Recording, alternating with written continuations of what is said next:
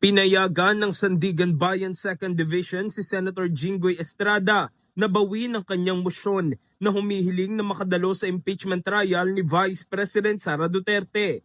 Ayon sa korte, inihain ni Estrada ang motion sa maling dibisyon ng Sandigan Bayan. Sa halip na sa 2nd Division, dapat ay sa 5th Division inihain ang motion dahil doon dinidinig ang kinakaharap niyang kasong plunder. Dahil dito, itinuring ng korte na wala ng bisa ang motion at hindi na kailangan pang aksyonan. Bukod sa kasong plunder, nahaharap din si Estrada sa mga kasong graft kaugnay ng flood control projects. Kabilang sa mga kapwa-akusado ni Estrada, sina dating Department of Public Works and Highways Secretary Manuel Bonoan at ilang dating opisyal ng DPWH.